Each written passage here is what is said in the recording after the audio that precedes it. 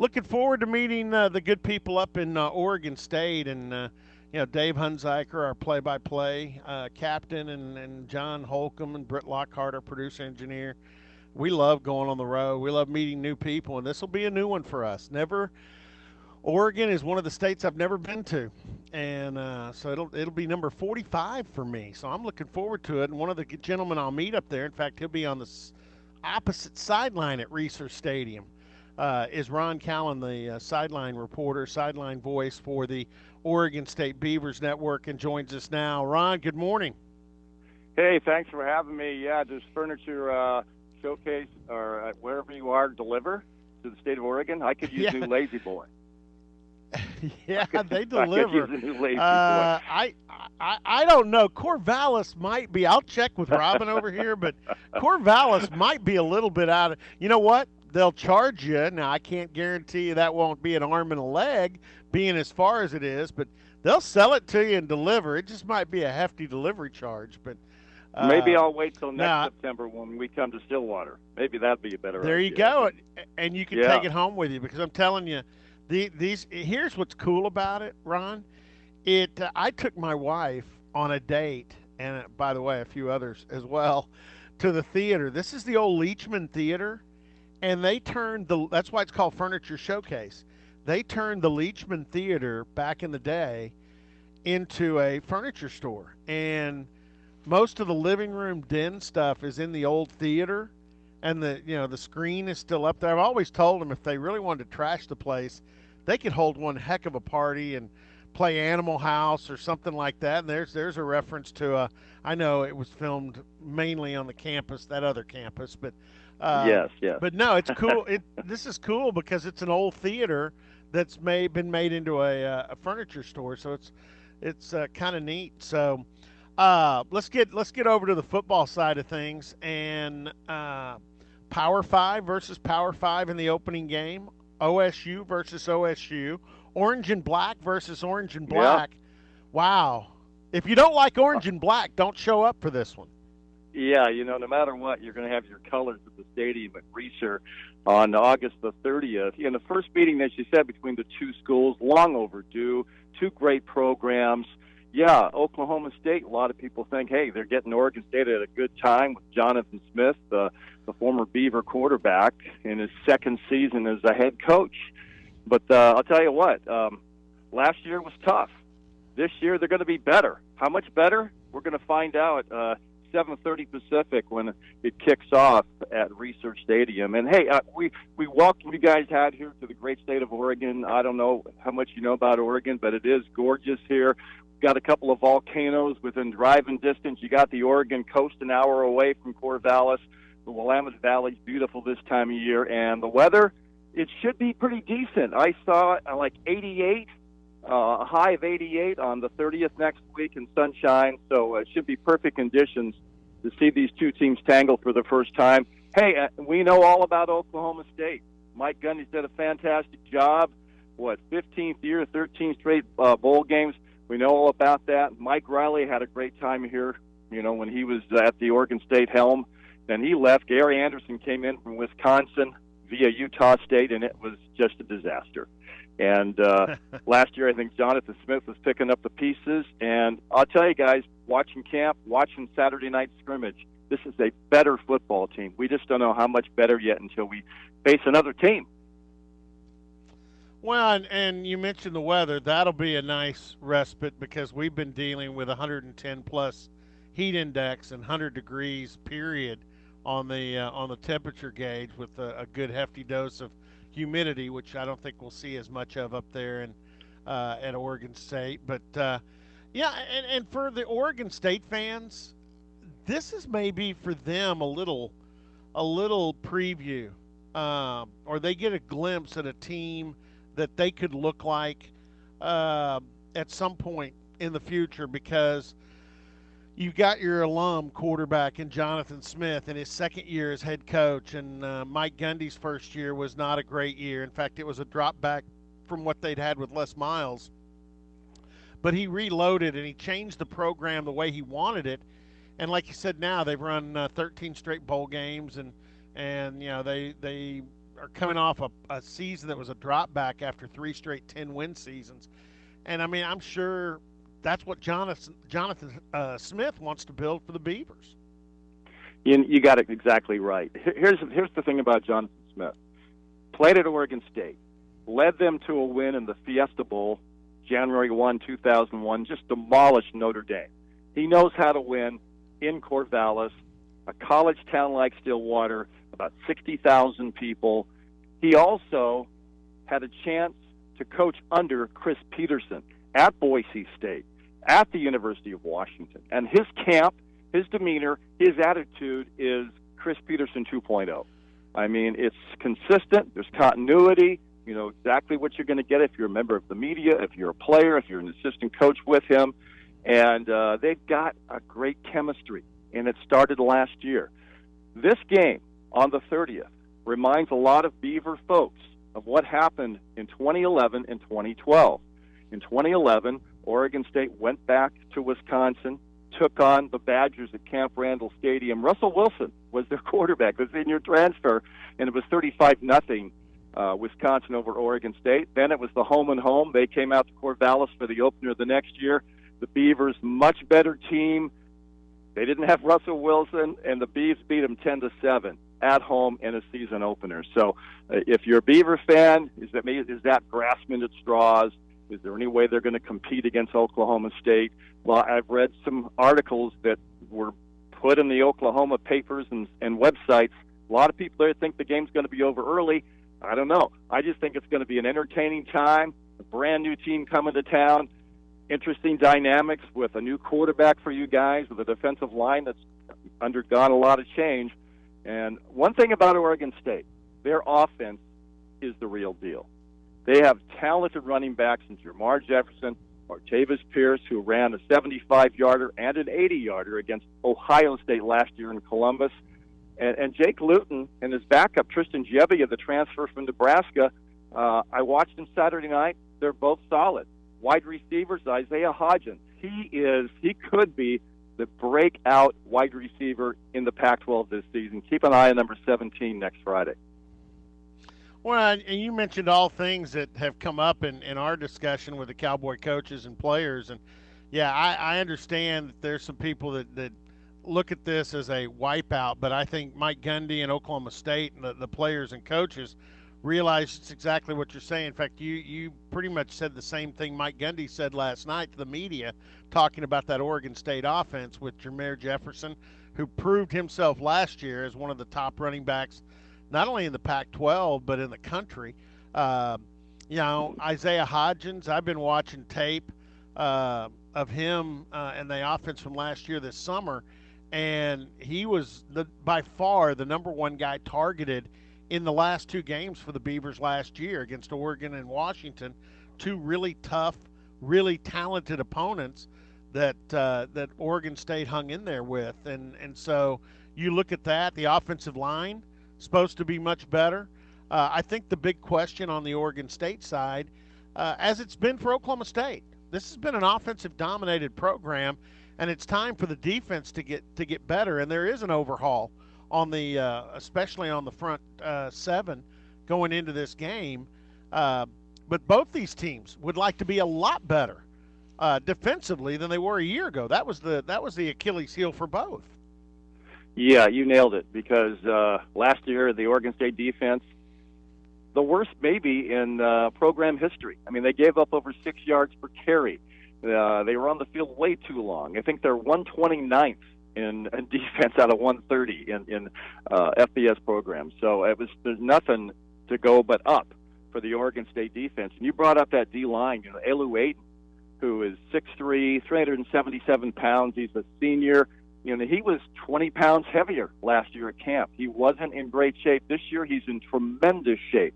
They brought in a kid by the name of Jordan Whitley, 6 feet tall, 324, JC transfer, and this kid is dynamic. He had a great scrimmage Saturday night. So, there's just two of them. You talk about the linebackers, deep there. Omar Spates is a freshman from Philadelphia, came out and transferred to an Oregon high school his senior year. He looked dynamic Saturday night. Shamar Smith, another senior from Miami, He's dedicated. And Avery Roberts, a transfer, he's a sophomore. He also a Nebraska transfer. So we've got a few Cornhuskers on our roster, and it's going to be interesting to see how they fit in and get their first playing time. You mentioned Elu Aiden at nose tackle. Now, what's he weigh now? Because I was talking last night with Oklahoma State center, and I think this is for people who don't have to watch the football. This will be a good matchup with. I know he's listed at 377. Ron, where's Elu coming in right now? You know, he's about 375. He is much smaller, if you want to call it smaller, than he was the year before. I watched him Saturday night in the huddle, the defensive huddle, before things got going with the scrimmage. He is such a different guy in the sense that he is so dedicated. He knows that he's got the potential to go to the next level.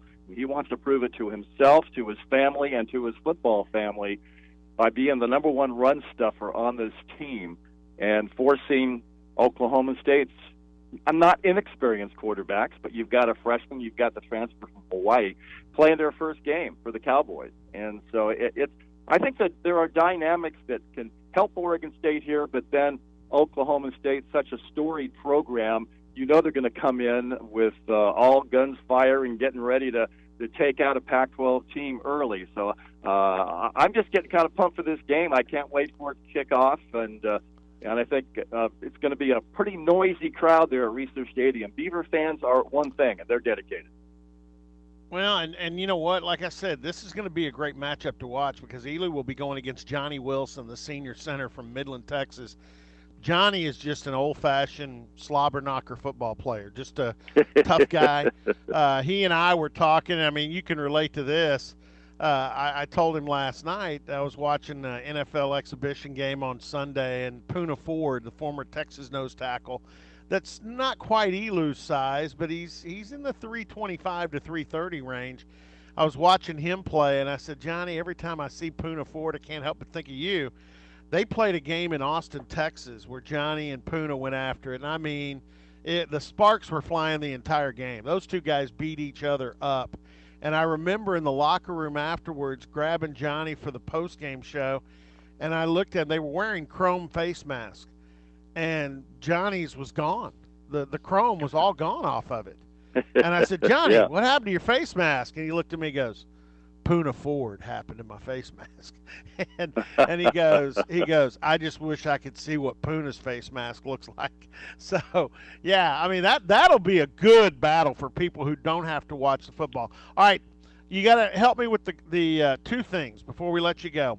Help me with the quarterback situation. You're pretty firm. Luton's the guy, and Gebbia is going to be the backup. Well, you know, Jonathan Smith has not made any formal announcement. The only thing when you get into indication of practice is that, Jake Luton's with the ones the vast majority of the time. But I'll tell you what, Gebbia impressed me Saturday night. And just like Mike Gundy, who he hasn't picked a starter, I think Jonathan Smith's not going to be in any hurry. You know, he may tell the players, but say, hey, don't keep it to yourself or keep it to the team. Because these coaches, they get it. The more time Mike Gundy has, if it's Luton, he'll work on that classic drop back, 6'7", 230-pound quarterback who he's not as mobile as a lot of quarterbacks, but he's more mobile than the last Oregon State quarterback who's really made a mark, and that's Sean Mannion, who played 3 years with the Rams. Now he's with the Vikings up in Minneapolis. He's very much like him. He's got a strong arm. He can see over the defense.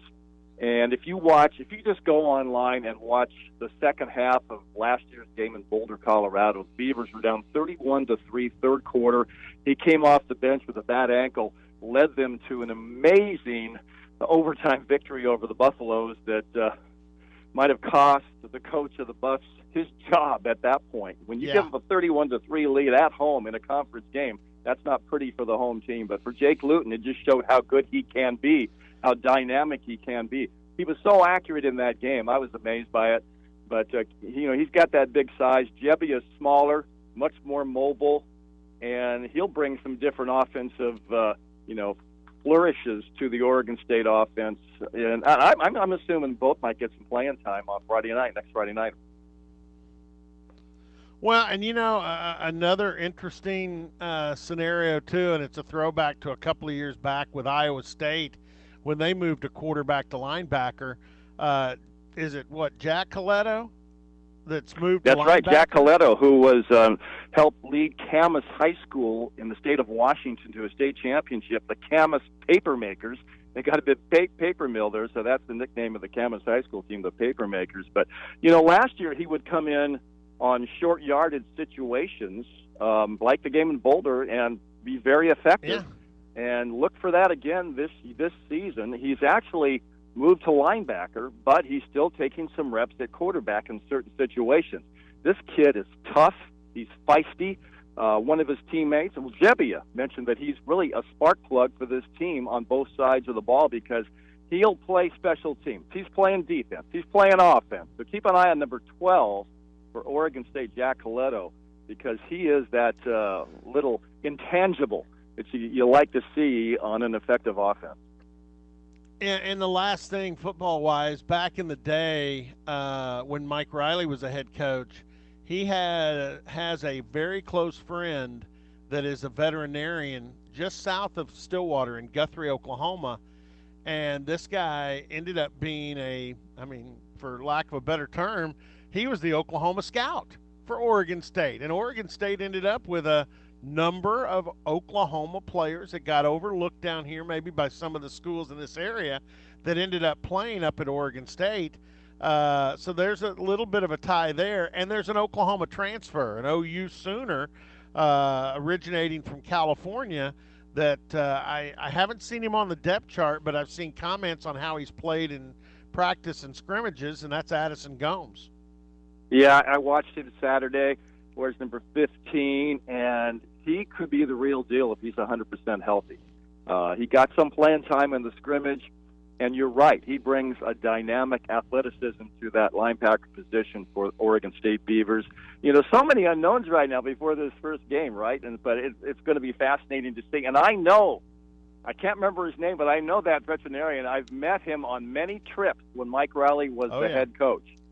And you're right. And then, Mike Riley, because he also had Texas connections, started to recruit in Texas, and he got a couple of brothers named Jaquiz and James Rogers who really were dynamic for Oregon State, and small guys, but just tremendous talent. And James Rogers is now the director of player personnel for Oregon State football. And I think Jaquiz is still playing in the NFL. I'm not sure if he's still on Tampa or what team he's on now, but that guy is one small guy, but he's strong and quick. And that was an interesting time for the Beavs and now they'll go anywhere, anytime to get a player and recruit him to Oregon State because, as I mentioned, Jonathan Smith knows about the culture of Corvallis, has such a family feeling. They're on the right track. How far along are they? We're going to find out a little bit a week from Friday when your Cowboys come to the great Pacific Northwest. Yeah. Hey, Ron, I appreciate it. You've been fantastic. And, one other thing, and I didn't bring it up, Mike Gundy, he's pretty good to his radio crew. We get to see a lot, and we're on their video on the computer. We're on their system where we can – that's where I watch opponent tape. And we thank Mike a lot because it allows us to study and really learn about the opposing team. But boy, Coach Smith, he has been extremely open with the fans and the media and opening up scrimmages, and that's something we don't see in this neck of the woods. Coaches down here, man, they pull the curtain down and it doesn't come up till opening night. Well, guess what? Practice totally closed today. It's getting serious time. With Oklahoma State coming to town for the opener. But no, Jonathan's been awesome. He's easy to deal with. You know how it is when you're on the sidelines and a team's down a couple of touchdowns walking into the locker room at halftime. Some coaches aren't exactly the nicest, but I'll tell you what, Jonathan Smith, the last year, all 12 games, stop, talk, was very open about it. And so he's really he understands. Working under Chris Peterson really gave him a tutelage on how to do it the right way. And you can relate. And I'm glad Coach Smith treat you that way. Mike Gundy has been great with us, and he knows. I mean, when you're in this, when you're in the on the sideline, you're in that locker room, you're around the team. Uh, the worst. I tell people this all the time. The worst part of my job is having to walk up to a player in the losing locker room after a loss and say, "I need you to come on the post game show." And the kids know I can take notes during the game. They know that's a reward. They know that they did something that right is why they're being asked. But when you do it after a loss, I mean, kids get over it, I think, quicker than adults and coaches. But in the moment right after, those kids, they're gut wrenched. I mean, the last thing they want to do is come and talk about what happened out there after they got beat, and that's the hardest part of our jobs, I think. Hey, two more things real quick. One, you don't have a Yeah. mullet, right, or do you? No, I do not have a mullet. I'm kidding. I've I'm known kidding. I've Yeah, known the man with the mullet since he was in junior high, and he never had a mullet until a couple of years ago. So, hey, and the other thing, a tip for any Cowboys fans coming out, you get to Corvallis, maybe come a day earlier if you haven't already set your travel plans. Drive over to the coast. It's about an hour from Corvallis to Newport. Go to Moe's Chowder House. Great clam chowder, and they slice off a piece of butter, and it melts in the chowder, which makes it incredibly awesome. And then if you want to go a little further north, go to Warrenton on the coast to their fish market.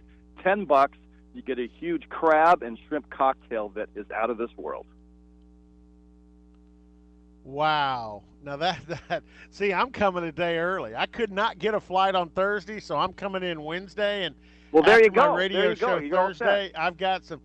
Yeah, I'm a clam chowder aficionado. So yeah, oh, Oh, that's awesome. it's the best. That Man. is It's the awesome. best. All right. Hey, Ron, we appreciate all the advice. Look forward to seeing you on the field on the 30. What is that? 30th? Friday the 30th. On the 30th, we'll be there, and I'll come looking for you. All right. Appreciate it. Ron Callan, the sideline voice for the Oregon State Beavers.